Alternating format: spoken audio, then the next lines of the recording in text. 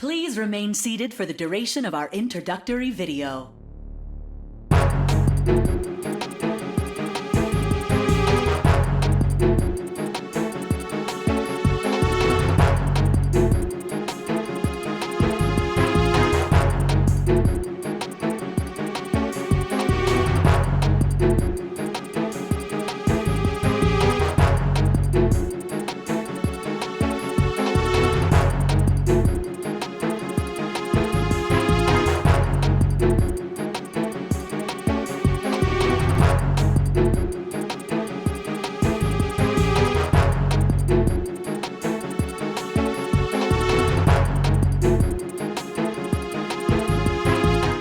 When I cover a game, I'm always checking myself to make sure my biases aren't fully influencing my opinion.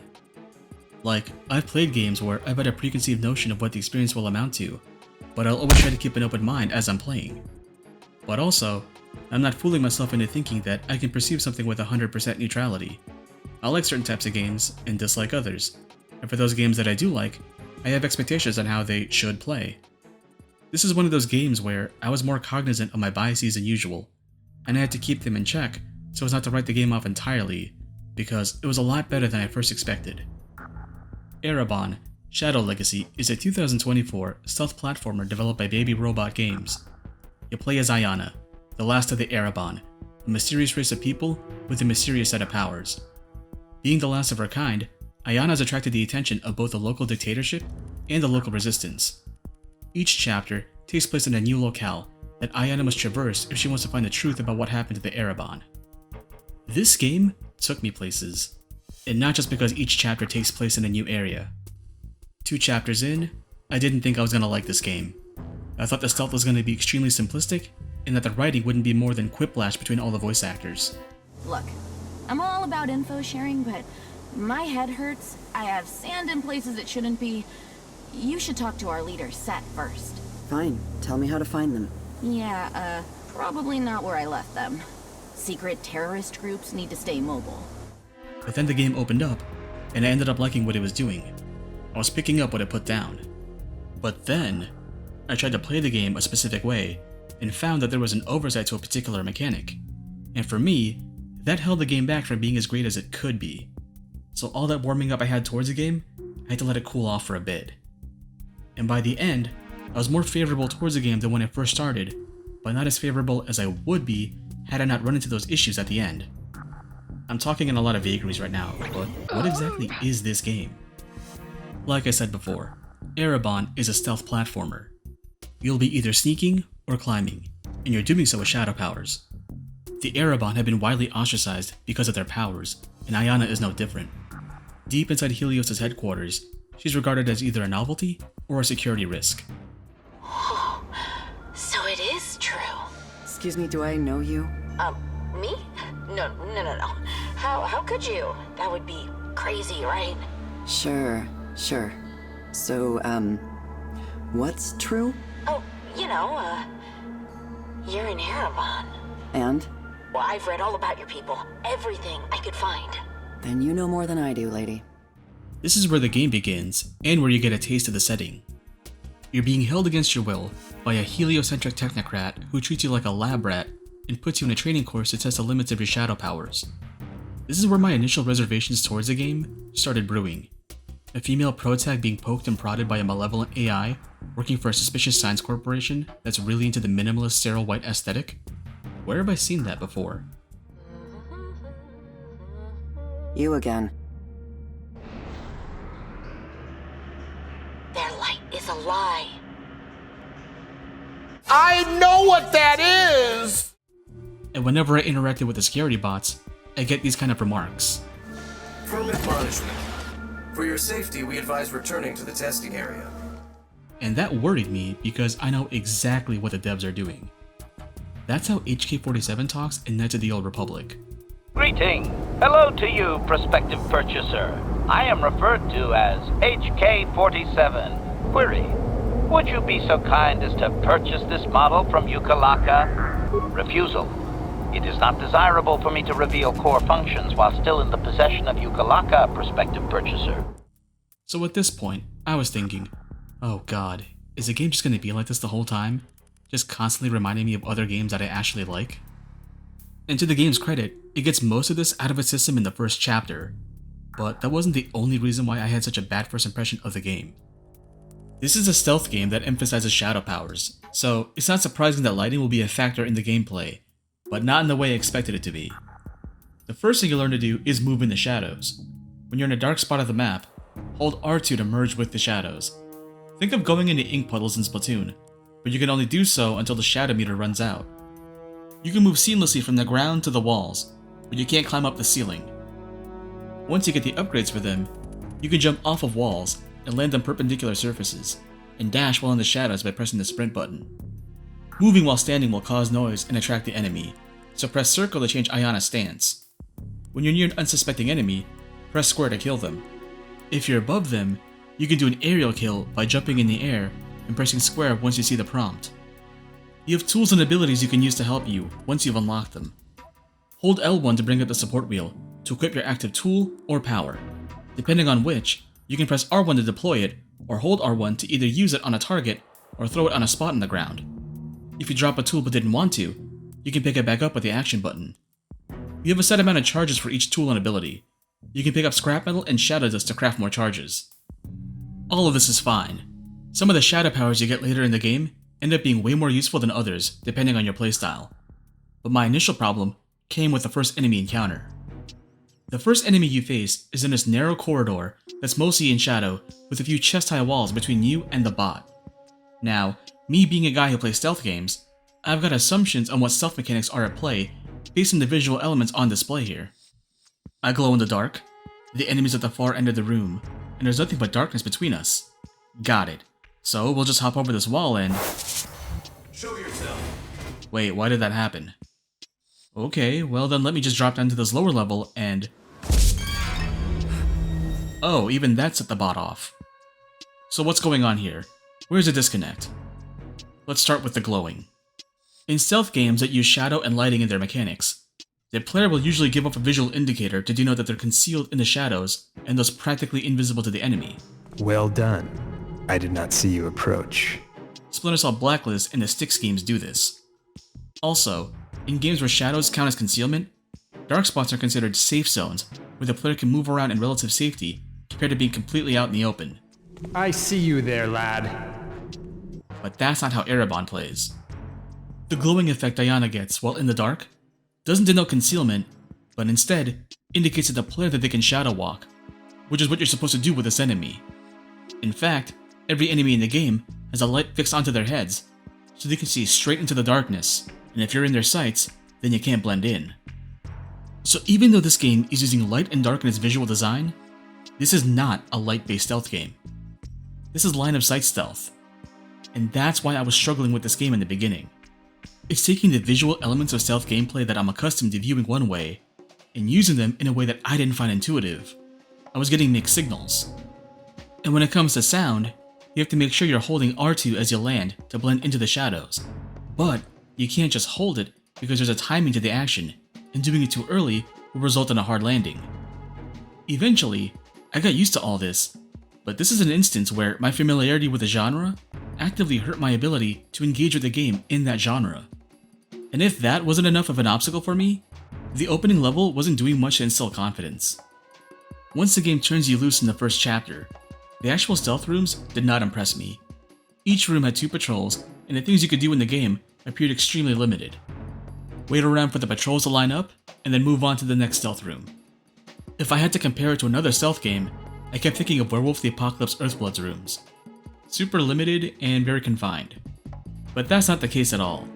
Once you get a handle of what you can and can't do with your shadow powers, and if you pay attention to the layout of rooms, you can be creative with your approach. You can press and right stick to clap to attract enemies. Typically, the enemies have 3 stages of awareness, and clapping will bump them right up to level 2, where they run towards the source of the sound. You can use this to disrupt patrols, and pull enemies to spots to make sneaking around them easier. Stealth gameplay aside, my other issue with the first chapter was how it front-loads all its lore and the way it did so. Right after the training segment, and just before the game turns you loose, you find yourself in an exhibit room full of installations you can inspect to glean info about the setting. Well, let's call a spade a spade. This is a modeler's room. You know how every Ratchet and Clank game has an area dedicated to showcasing the art assets that went into making the game? They're not the only ones that do that. You can find them in all sorts of titles if you know where to look. Hell, Control's entire premise is to take everyday objects, put them on a pedestal, and go, hey, look at that. Now, at the risk of being a stick in the mud, here's my issue with its inclusion in Ereban. These modeler rooms? They're dessert. You get these either at the end or close to the end of the game, when you're already familiar with those assets in the actual campaign. This is the first level of the game, and I'm already getting introduced to enemy types I haven't seen yet. It's like, whoa game, we just met. Give me like 3 or 4 levels before we can even reach that level of intimacy. Now let me be clear, I don't hate the inclusion of this set piece, I just find its placement weird in terms of pacing. But, devil's advocate, this is a novel way of introducing the world to the player because it's entirely optional. You can take your time and listen to every installation, or go straight for the exit door. Also, I have to give it to whoever made these oil paintings because they did a really cool thing with the normal maps of the textures. They have a bumpiness you expect from layers of oil paint on canvas, and they catch light at specific angles. It's a really nice touch. But, you see how I'm taking time right now to talk about this museum set piece in the middle of what should be the gameplay explanation section of this video? That's what it feels like when you play this section for the first time. Super out of place. At the end of each chapter, you get a score screen showing you various stats. Depending on how you play the game, you can get badges for Ghost, Merciful, or Ruthless play. No surprise, Ghost refers to avoiding detection and getting 0 alerts. Like any good stealth game worth its salt, there's wiggle room between when an enemy detects you and when the jig is up, but it all depends on positioning, and tools and powers will tilt the odds in your favor later down the line. Merciful refers to getting 0 kills, and Ruthless refers to killing every enemy on the map. If you pause the game, you can get a count for how many hostiles are in the chapter to keep track of your progress. This is a great system because the campaign has 8 chapters, so this helps extend the game's shelf life. The Styx games also have these challenges, and they encourage you to engage with the game via multiple approaches. There is an additional thing the game has on display that I haven't mentioned yet. See this? Oh yeah, we got morality meters. Now, as far as 7th and 8th gen gameplay trends go, I'm not too fond of morality meters because I think they're never as deep as I wish they were. It's a cliche at this point, but they always end up making you either Jesus or Hitler. Ereban doesn't reinvent the wheel, but it does have an interesting approach to morality. See, the game makes a distinction between organic and inorganic enemies. Sims are inorganic enemies and guilt-free when it comes to killing. You can get ruthless in a given chapter and still be considered non-lethal if you spare the human workers. This avoids a problem Dishonored had with Chaos, but I think it's funny how it sidesteps the question of robots and sentience. Like, robots are either threats you have to overcome, or the butts of jokes and cutscenes and lore with no in-between. If you kill a human, the game outright tells you that there'll be consequences, and even the NPCs you work with tell you to be cool and spare them if you can. But if you do kill a human, you'll absorb their soul, and it upgrades your shadow meter. So, despite the game telling you several times that killing humans is bad, the game also rewards you for doing so. And I think that's a cool way of imposing morality. It doesn't change much besides the color of light you emit when in the shadows, and how the game's final level plays out, but it's entirely up to you to pull the trigger, and the reward sounds enticing enough to give in. And this explains why people would be so suspicious of the Ereban if they're capable of such things. If you're given a temptation, then you validate their prejudices towards you. But the other interesting thing about morality is that it's not tied to your shadow powers. Games like Infamous usually lock you down a set path once you pick too many of the same choices, so you're always expected to go full radical on either path. Ereban doesn't fall for that trap. You can mix and match your good and bad shadow skills, and I'd advise you to do so if you want to cherry pick the best upgrades. For instance, I can hide any bodies I kill in the dark, as well as move around while making less noise in general. While I'm talking about upgrades, your tools have 3 levels, with a 3rd level incorporating your shadow powers, but you need an additional upgrade material to get them. Every chapter from 3 onwards will offer you that material as a reward if you complete the side objectives for that chapter. When you use up these hybrid tools, you need both scrap metal and shadow dust to replenish them. Again, stuff like this adds to the game's shelf life and rewards you for your time spent. So, that's the game's foundation laid out. How does it feel to actually play? Surprisingly, really good. Chapters 3 and 4 are where the game finally clicked for me. Chapter 3 puts you in a large open field with tons of micro-environments for you to explore. You have 2 main objectives to clear, and a side objective that requires you to assist 3 Resistance members with their tasks. Whenever I talk about Metal Gear Solid 5, I always bring up how I wish Phantom Pain didn't go full open world, and instead had discrete levels that were all the size of ground zeros for each mission. Oddly fitting, but that's what Chapter 3 effectively is. It's a ground zero size map full of city clusters you can go into and clear objectives. Chapter 4 is on the opposite end of the spectrum. It's a nighttime romp through a city that's broken up into 3 distinct boroughs. Think P3 City Hub, or the Paris mission in MGS4. In fact, every chapter in this game felt like a segment from a stealth game I played before. Like, I see flashes of Splinter Cell Conviction in the beginning of Mission 5, or Styx Master of Shadows in Mission 7 with its subterranean feel. This is a stealth game made by people who play stealth games. You can feel it in the sight gags that are set up, or how it's taken elements from the Arkham games, such as the air ducts and sewer grates. One of the more amusing set pieces is at the beginning of Mission 6 has you disguised as a Helios employee, and requires you to do the runaround and speak to the right people to get access to the mission proper. It takes up just enough time before it wears out its welcome, and also serves as a nice bit of respite before getting back into the game, for you and Diana. Also, a Breaking Bad reference. Hey there, do you have an ID card? Look at me, I'm covered in paint. Isn't there someone else you can ask? So at this point, I had beaten the game twice, seen 2 of the endings, and felt good doing so. But then, I wanted to try something. Instead of killing every sim and sparing every human, I opted to spare every sim and kill all the humans. Now, this resulted in some unexpected outcomes. First, none of your tools work on humans.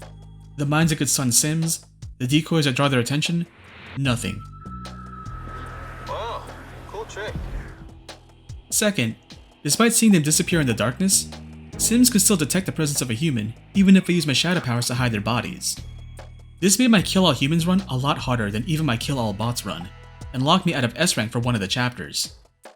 I tried to replicate this on a subsequent run, but then everything worked as intended. I hid their bodies and they didn't spark any alerts.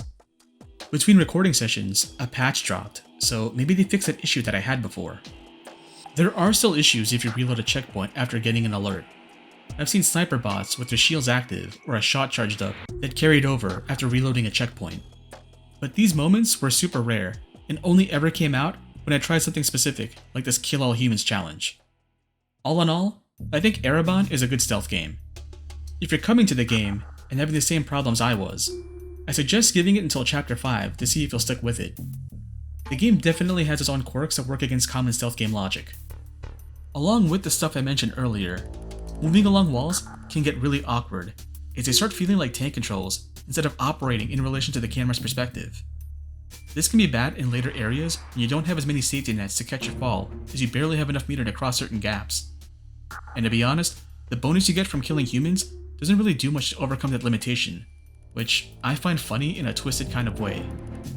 But the game also rewards you if you're paying attention to the environment and can discover obvious and not so obvious shortcuts. The scoring system seems fair and doesn't outright lock you out of S rank if a single body gets spotted, and seeing your best time get updated when you clear a chapter faster feels good when you're trying to optimize your routing. And all that stuff I grumbled about with the modeler rooms and the Sony first-party exclusive set piece don't take up too much time if you rush through them, so they're not the worst things to be stuck dealing with. Something that isn't practical, but still cool from a systemic standpoint, is that you can blend into enemy shadows and follow along with them, and I would have liked to see that be used in a set piece at some point. But yeah, play Ereban Shadow Legacy. It's $20 on Steam, and take the game on its own terms, instead of what you or I would expect a stealth game to be.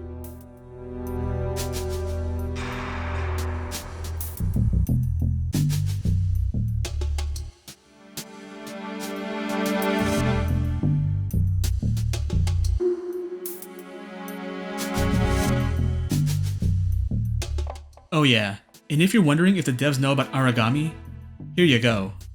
Oh, this is very cool. I can see why the kid loves it.